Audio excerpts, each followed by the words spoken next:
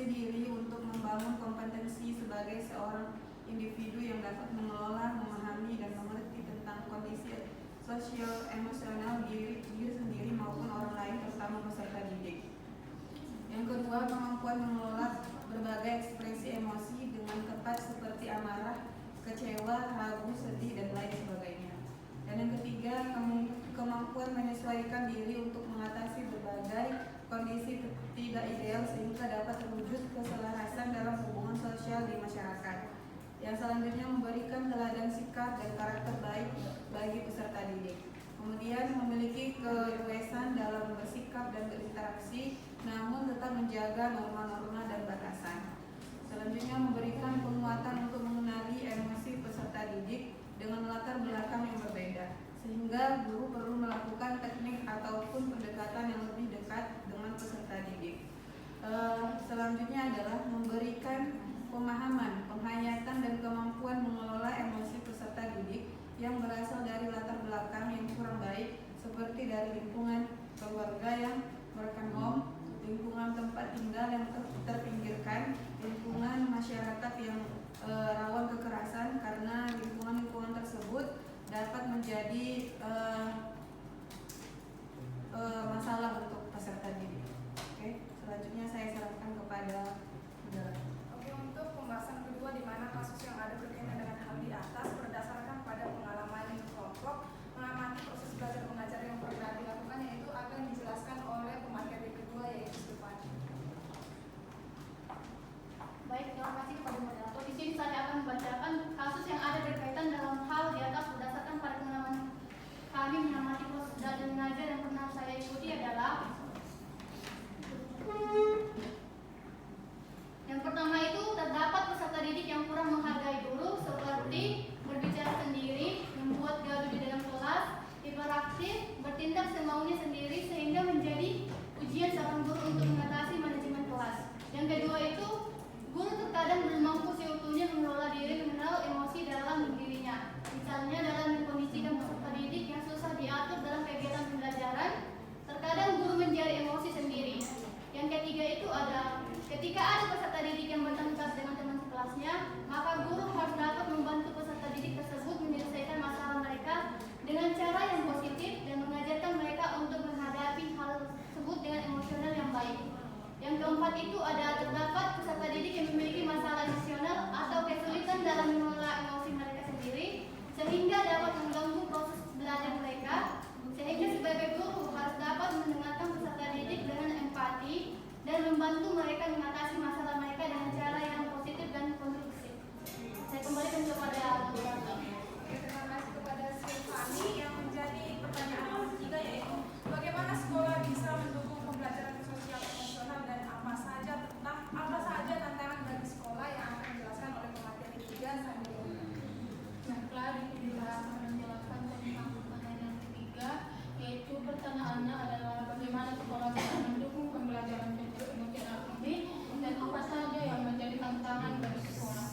Jadi di sini untuk mendukung pembelajaran sosial emosional ini menjadi suatu hal yang penting agar pembelajaran sosial emosional ini bisa terlaksana dengan baik. Di sini beberapa cara yang dapat dilakukan oleh sekolah untuk mendukung pembelajaran sosial emosional ini.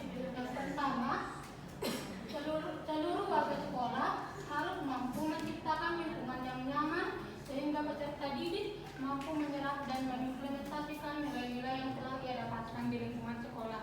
Yang kedua, sekolah tidak mengekang peserta didik secara berlebihan seperti disiplin yang otoriter, melainkan lebih menekankan pada pendekatan guru kepada peserta didik. Cara yang selanjutnya adalah sekolah harus memiliki sarana dan prasarana yang mendukung pembelajaran sosial emosional dan menyediakan program khusus untuk pembelajaran sosial emosional ini. Cara selanjutnya adalah dengan mengintegrasikan keterampilan sosial emosional ke dalam kurikulum. Selanjutnya ada tantangan bagi sekolah, yaitu kurangnya waktu dan sumber daya yang terbatas untuk mengembangkan program pembelajaran sosial emosional ini.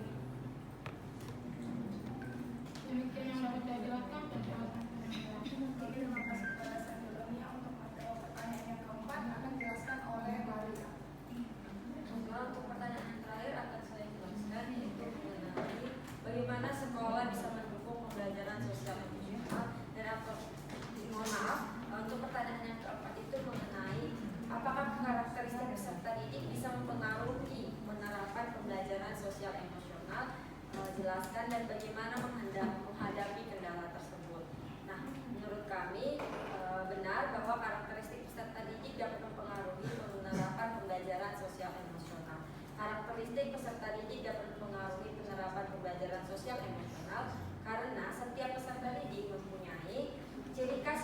berbeda, sehingga penanganannya pun juga berbeda.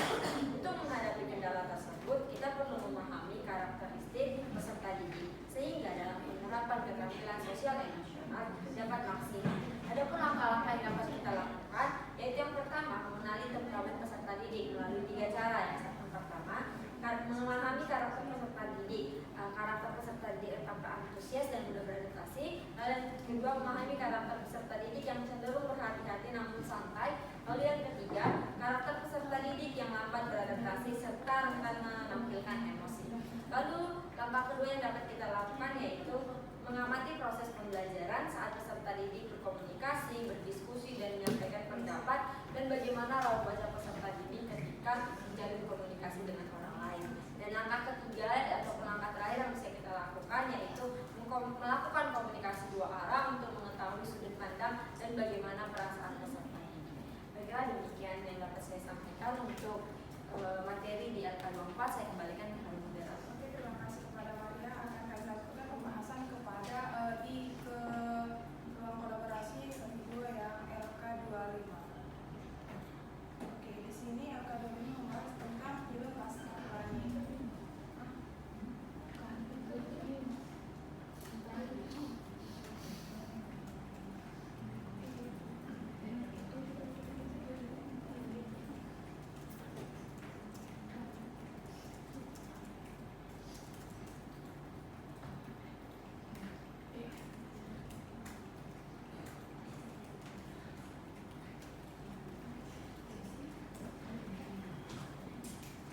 Oke, yang untuk pertanyaan pertama akan dijelaskan oleh Tasya Arla. Tasya Arla, Baiklah, di sini kami akan membahas mengenai judul film yang yaitu Laskar Pelangi. Pertanyaannya adalah, bila Anda sudah menonton film tersebut, apa yang bisa Anda pelajari dari film tersebut berhubungan dengan guru yang menjadi agen perubahan? Nah, beberapa hal yang dapat kami pelajari dari film Laskar Pelangi berhubungan dengan guru yang menjadi agen perubahan, yaitu yang pertama, semangat perjuangan yang tinggi oleh Ibu Muslimah sebagai satu-satunya guru di sekolah dan Pak Harfan sebagai kepala sekolah dalam memperjuangkan sekolah SD Muhammadiyah Belitung agar tidak ditutup dan dapat ditempati belajar oleh anak Belitung yang serba kekurangan. Jadi salah satu poin penting yang perlu dicontoh oleh seluruh guru di Indonesia dalam memperjuangkan pendidikan bagi generasi bangsa. Selanjutnya saya kembalikan kepada moderator. Oke, untuk poin B dan C akan dijelaskan oleh Sultan. Bagian B, meskipun sekolah dapat dikatakan tidak layak, utamanya dari segi fasilitas, pendanaan dan sumber belajar, tapi Ibu Muslimah tidak kekurangan akal dalam merancang kegiatan pembelajaran yang menarik dan menyesuaikan kebutuhan peserta didiknya. Yang C itu, jika dilihat dari kesejahteraan guru, Ibu Muslimah dapat dikatakan sebagai salah satu guru yang kesejahteraannya kurang dikarenakan gaji guru yang kecil. Namun Ibu Muslimah mengabaikan hal tersebut dan tetap memilih bertahan untuk mendidik anak-anak di SD Muhammadiyah Belitung. Saya kembalikan kepada moderator.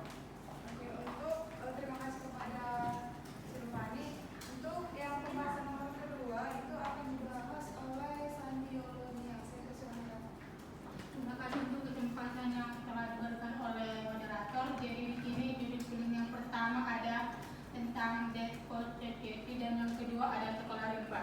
Pertanyaannya adalah, apa yang bisa Anda pelajari dari kejadian atau film tersebut dan apa hubungannya dengan pembelajaran sosial emosional? Jadi yang pertama ada film Dead for Society. Jadi beberapa hal yang dapat kami pelajari dari film ini adalah berhubungan dengan guru yang menjadi agen perubahan antara lain. Yang pertama itu ada usaha Mr. Kevin sebagai salah satu tenaga pendidik baru di Akademi Walton yang mencoba membuat kegiatan-kegiatan pembelajaran yang menjadi berpihak kepada peserta didik. Meskipun Akademi Walton ini memiliki aturan yang ketat dan disiplin, namun menjadi poin penting yang dapat dicontoh oleh seluruh guru di Indonesia. Pendidikan sebisa mungkin menjadi kegiatan yang menyenangkan bagi anak dan bukan menjadi kegiatan yang membatasi dan menuntut anak. Yang kedua, cara Mr. Keating dalam mencairkan suasana dan mampu memberikan emosi positif di kelas yang dia ajar, mampu menambah semangat dan motivasi belajar pada peserta didik. Dan yang ketiga, dengan memberikan kebebasan dalam belajar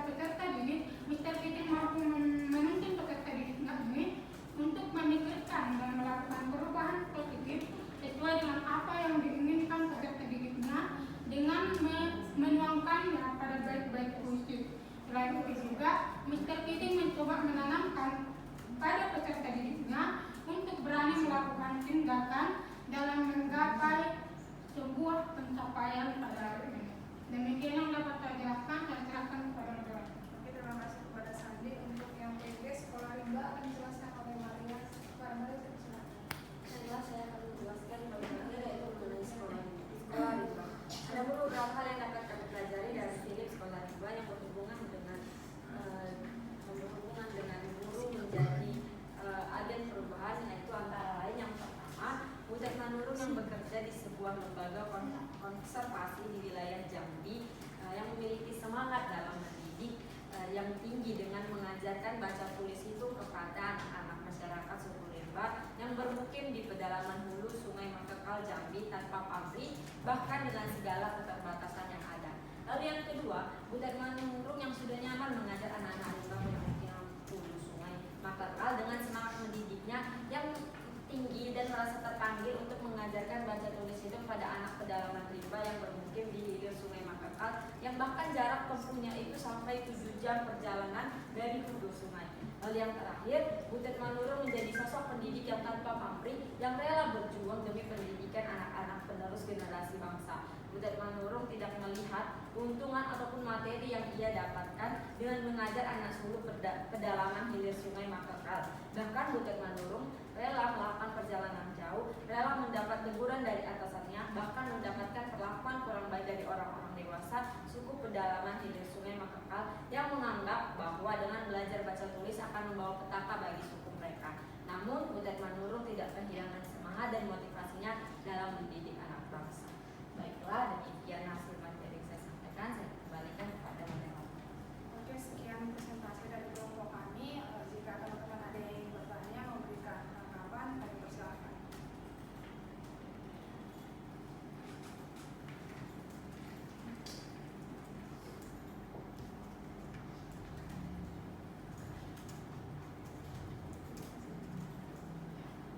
Oke, jika tidak ada teman-teman yang ingin bertanya atau memberikan sanggahan, kami izin kami menutup presentasi kami pagi hari ini. Ada kesalahan, kami mohon maaf. Terima kasih, selamat pagi.